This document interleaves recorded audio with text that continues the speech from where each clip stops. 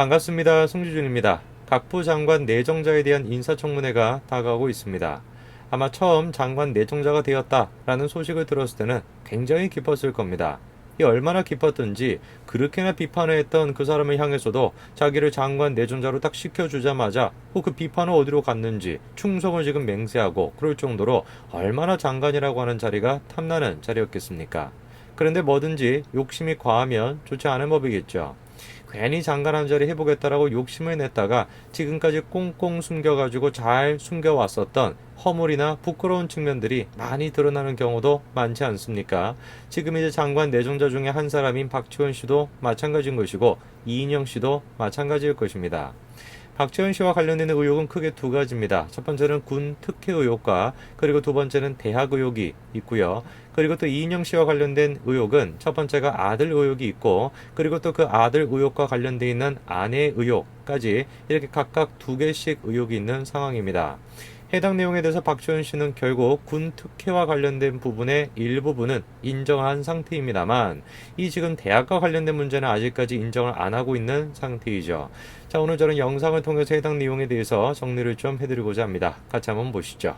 자, 박지원 씨는 일단 국정원장으로 내정이 되어 있는데요. 박지원 씨와 관련된 개인적인 의혹뿐만 아니라 정치적으로도 이 사람이 국정원장으로 적절한가라고 하는 의혹이 계속 나오고 있습니다.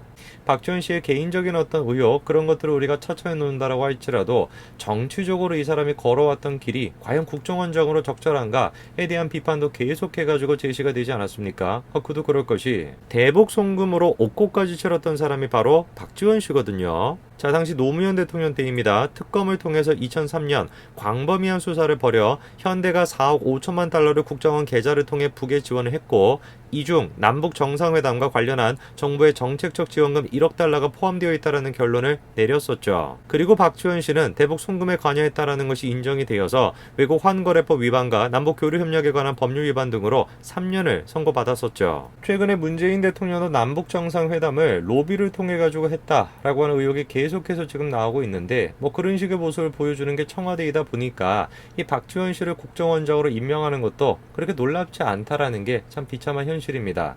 해당 지구 의혹에 대해서 청와대는 다음과 같이 얘기하지 않았습니까? 한마디로 얘기해서 과거 개의치 않겠다라는 겁니다.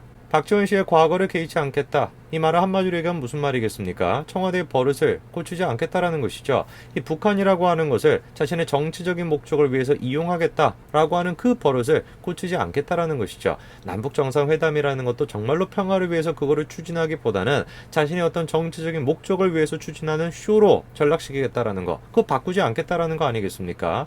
그러면 박지원 씨의 그것도 개의치 않겠다. 바꿔 얘기하면 무슨 말이겠어요? 대북 송금도 그냥 계속해서 하고 로비도 계속해서 하고 이런 식의 의지를 표명한 것이다. 이렇게밖에 우리가 생각할 수가 없는 것이죠. 박지원 씨는 기본적으로 정치적으로도 국정원장으로 적절치 않고요. 그리고 이 사람과 관련된 개인적인 의혹 또한 마찬가지로 있습니다. 미래통합당은 지금 박지원 국정원장 후보 청문자문단 합동회의가 열리고 있는데요. 미래통합당에서 제시하고 있는 박 내정자에 대한 의혹은 다음과 같습니다. 박 후보자가 1965년 4월 15일 입대를 해서 1967년 9월 23일 육군 병장으로 만기 전역을 했다라는 것이죠. 기록상으로 보게 되면은 군 복무 기간 중인 65년 9월 1일부터 67년 2월 28일까지 단국대에 편입해서 졸업을 했다라는 것입니다. 그러니까 한마디로 얘기해서 군 복무 기간 중에 편입을 해서 졸업을 했다라고 하는 것인데 일반인이라고 생각한다면 거의 상상도 할 수 없는 굉장히 특이한 경우 아니겠습니까? 해당 내용에 대해서 일단 박 내정자는 다음과 같이 해명을 했었죠. 군 복무 중에 부대장이 공부하라고 배려를 해줘서 단국대 3학년에 편입해 야간에 학교를 다닐 수가 있었다라는 것입니다. 3학기 만에 학점을 모두 채워 졸업했다라는 것이죠. 자, 그러니까 박 내정자가 지금 얘기하는 것은 군 이제 그 일정이 다 끝나고 난 뒤에 야간에 대학교에 이제 가가지고 수업을 듣고 그런 식으로 해가지고 군 복무를 하면서 편입해서 졸업할 수가 있었다. 이렇게 지금 얘기를 하고 있는데 저 해명에 대해서도 조금 우리가 의아한 부분이 있습니다. 문제가 되는 것이 바로 거리거든요. 광주에서 김포 비행편은 일주일에 2편이 있었고 기차로는 10시간이 걸리는 거리라는 것입니다. 광주에 있는 31사단에서 복무를 하면서 서울 한남동 소재 단국대 캠퍼스까지 통학했다라는 건 불가능하다라는 것이죠. 지금 이제 단국대가 분당 죽전 그쪽에 있지만 원래는 한남동 거기 있지 않았습니까?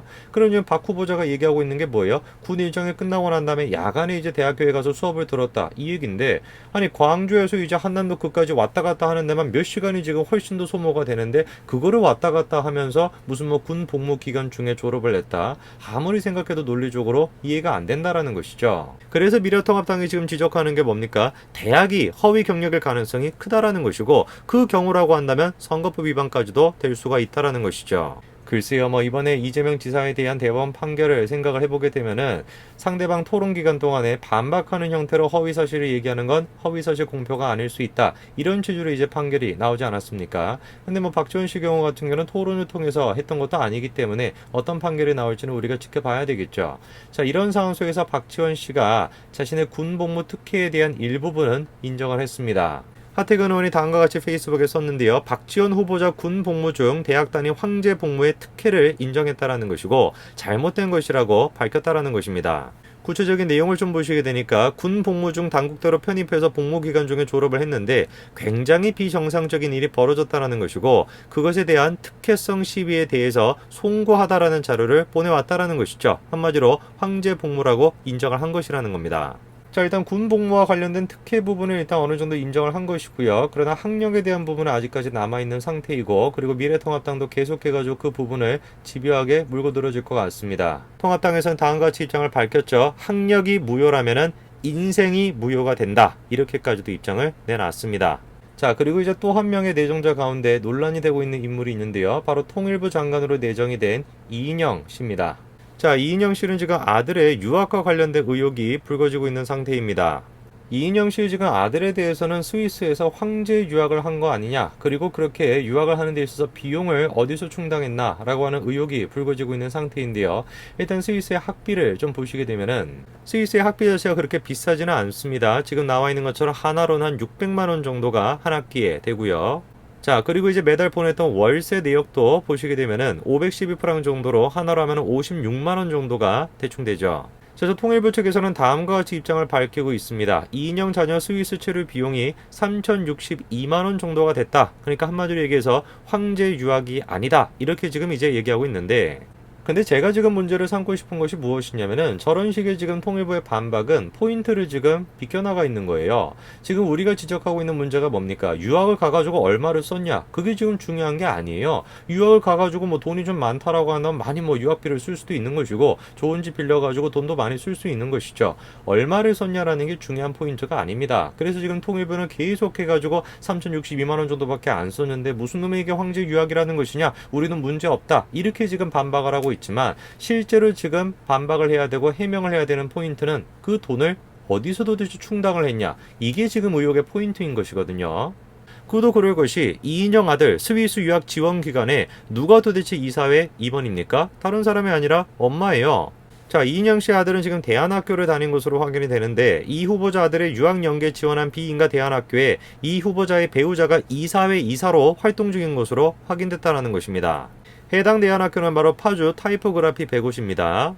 이인영 씨의 아들의 유학을 지원해주고 연결을 해줬던 그 대안학교가 다른 대안학교가 아니라 자신의 엄마가 이사로 있는 대안학교다 라고 하다 보니까, 야, 이게 뭔가 장학금 같은 데 있어서도 특혜가 있었던 거 아니냐, 이런 식의 의혹이 나올 수밖에 없는 상황이고요.